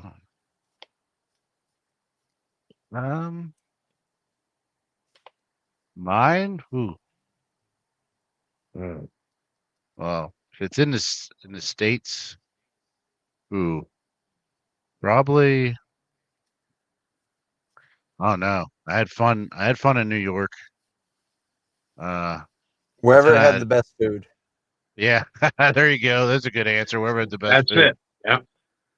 California was cool too. A lot of that would depend on too what you could do outside of work. Like in California, we went to the Redwoods, so that was pretty neat. And Mexico. So I don't know. What about you guys? I always loved playing New Orleans. We there you go. Yeah. Yeah. Every and we 1 year we actually had a travel day in Louisiana, and about 6 of us piled into my friend's minivan, and we drove an hour just so we could actually have dinner like the normal people. That's what we used to say in the circus, because you get out after at 10 o'clock at night. So, there wasn't a whole lot open, but the bigger cities it were. And then you would go to New Orleans and you enjoy yourself. And I did that for Yeah, quite a few years. I miss that. Yeah, one of my favorite towns. Agreed there. Is that your favorite town, Brian? New Orleans. Yeah, I would say for me, touring is a little different. When I'm working TV and film freelance, you get sent on location for shoots, and I was lucky enough to shoot in New Orleans. So that is definitely, as far as American cities go, that's got to be top of my list for Yeah, food, culture, history. Nothing like it. yeah. Yeah. Oh yeah. And the stories from the towners is, oh, you don't want to go there. It's haunted. I Oh want to yeah. go there. Oh yeah. Yeah. I That's Yeah. want to go there. You sold I me did. on it. I did. Exactly. Exactly. I did some ghost tours while I was there. Yeah, it's pretty cool. Yeah, Also, I cannot think of the bar that was an old tavern that was there since the beginning of time. That's what it looked like. yeah. Very dark. I cannot, for the life of me, remember it, the name of it.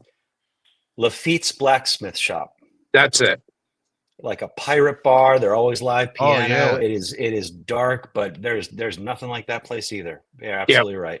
yeah. God, now I want to go Yeah. back. You sold me.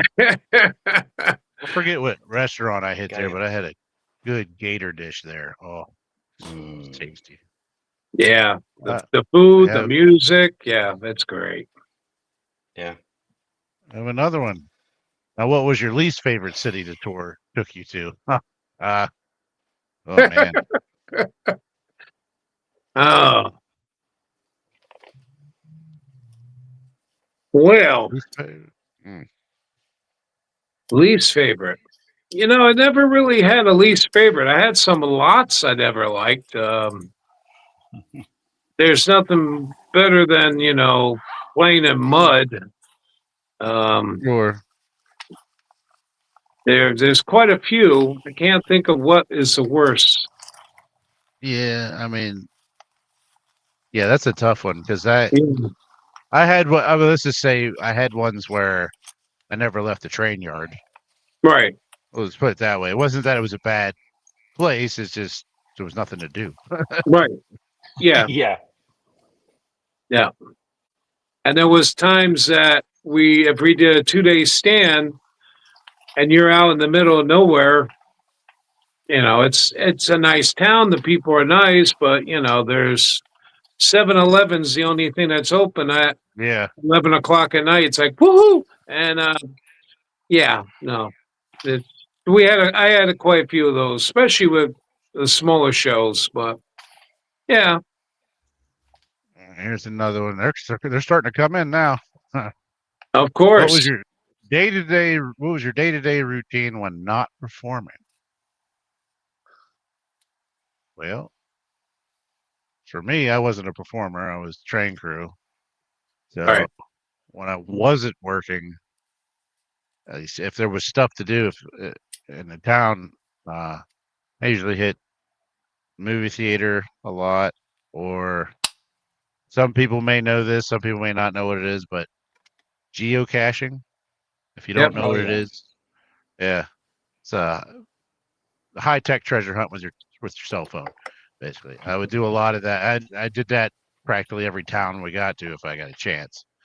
Um, oh, and of course, check out the local cuisine if we were anywhere like that. So that was what I did. So. How about you guys? Cole Brothers Circus, we were performing every day. The only time we had time off was pretty much a travel day. You had to get there.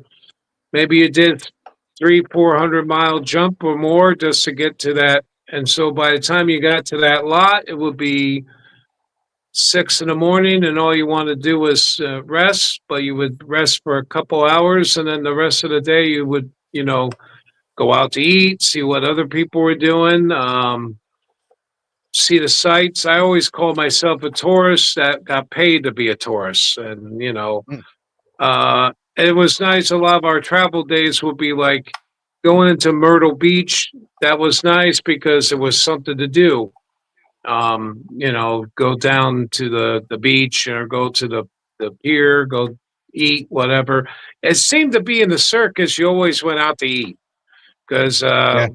The cookhouse. I had cookhouse, and yeah, it was rice and beans all the time. Yeah, and so yeah, you wanted to go out and eat, and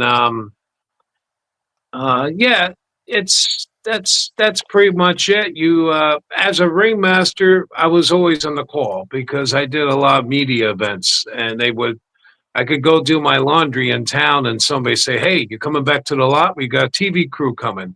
Oh, that's nice. And I would have to jump, get the wet clothes, put in a bag, or have somebody else bring it back to the lot for me. And because that was my main job, besides being a ringmaster, was to promote the show and and everything like that. So yeah, you never really had too many days off. They used to come up to me and say, "When do you sleep in a circus?" And I said, "December," because that's pretty much when you slept. Yeah. That'll probably be the last question. How do you build a sense of home when you are constantly moving town to town? You guys can start that off. I'm going to have to love you and leave you. I've got an obligation, I'm afraid. But No thank you problem, buddy. guys. Thank Chris, lovely you. to meet you. And I'll Nice let to you meet you. continue. But until next time. Roger that. See you down the road, bud. Take care. You want to answer that one, Chris? What was that again? It was, how do you build a sense of home when you were constantly moving from town to town?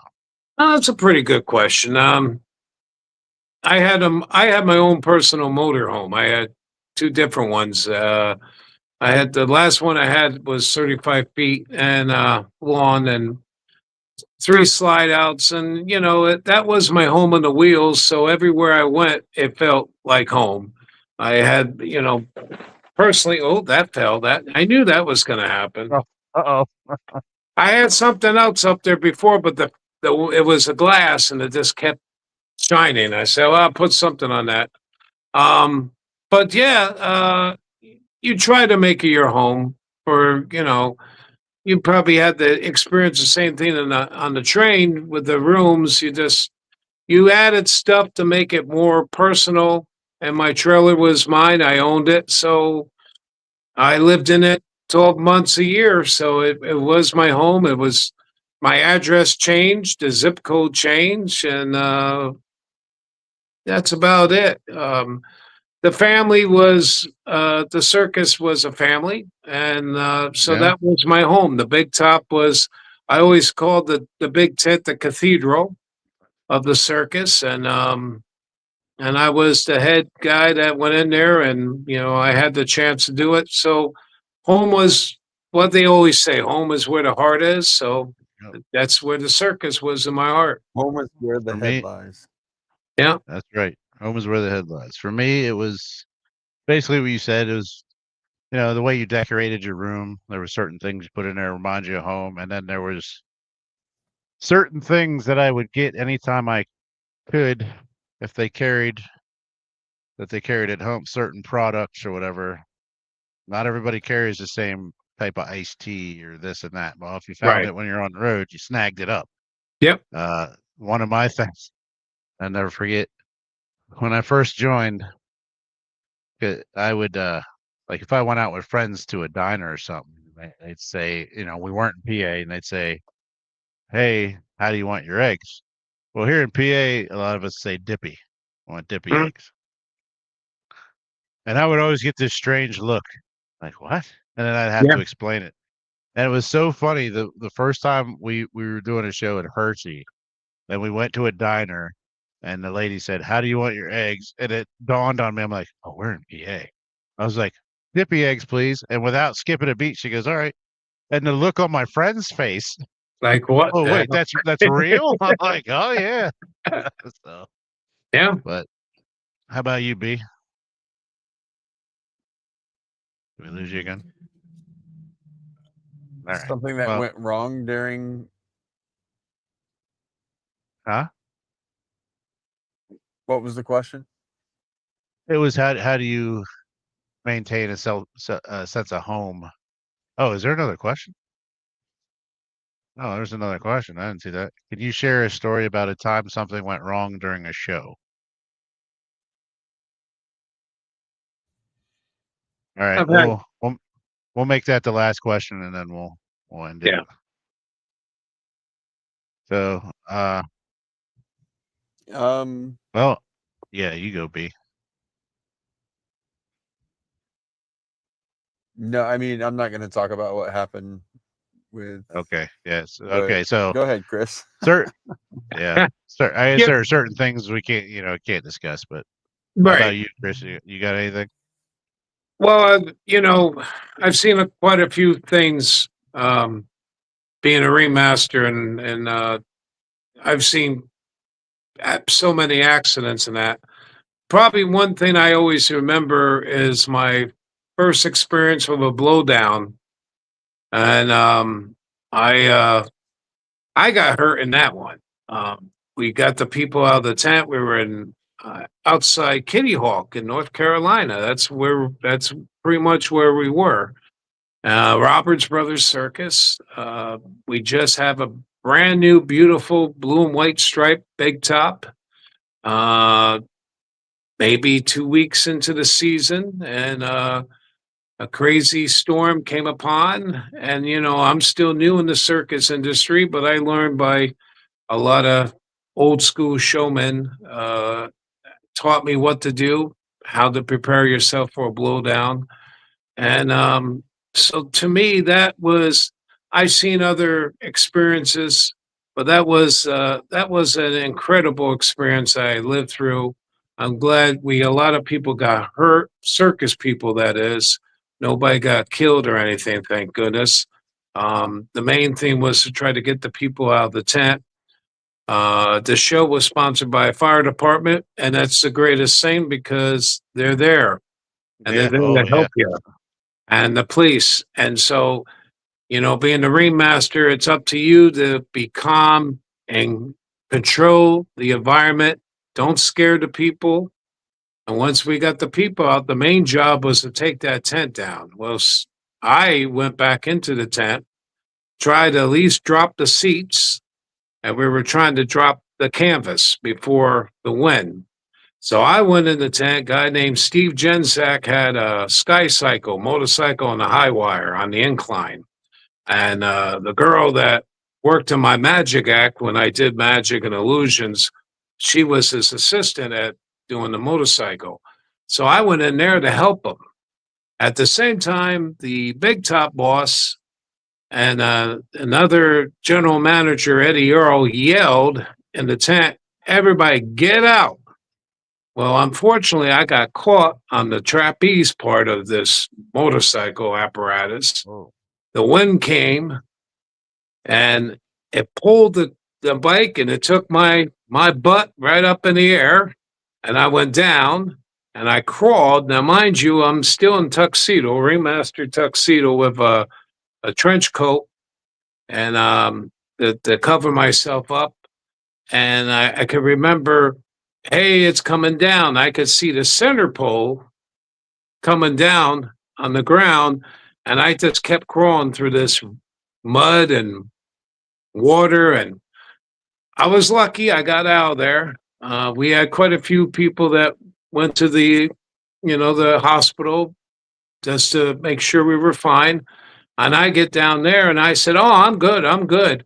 I was in shock. Didn't even know it. I got out of the tent. I'm running around like a crazy chicken, and everybody's like, "Oh, take him, take him." The owner of the shows, Bobby and Teresa Earl, like, "Chris, you need to go." I'm fine. I get down to the hospital. I did some damage to my leg and everything. Didn't even know it. Oh, wow. But yeah, I think that experience, and then what it did to me for the years after that, I learned how to appreciate and to be alert more when there was bad weather. Even today, I could be outside. Like the other day, I was driving and had to get out of the car, and the lightning. And I said, "Oh, no, I'm gonna wait here," because I saw that happen too. I saw a young man that worked on the Beatty show get struck by lightning, and he was right in front of me. because he got too close to the metal stakes on the tent. So, yeah, those are the memories you remember. You also remember the good times, but you always guys, you're out in God's environment, and Yeah. anything could happen. Yeah. All right. Well, we're gonna wrap this up. It's about that time. So, hey, thank you again for coming on. Thank you for This having was me. this was a good first go at going live. I think we learned a lot. Yep. I want to thank everybody who listened, everybody who participated, everybody who asked questions, everybody who's in the chats. I thank you all. Everybody who's just listened, hey, thank you. Um, I want to thank all subscribers, everybody. This has been a wonderful year, and I hope the next year we keep growing. Got to thank my boy B.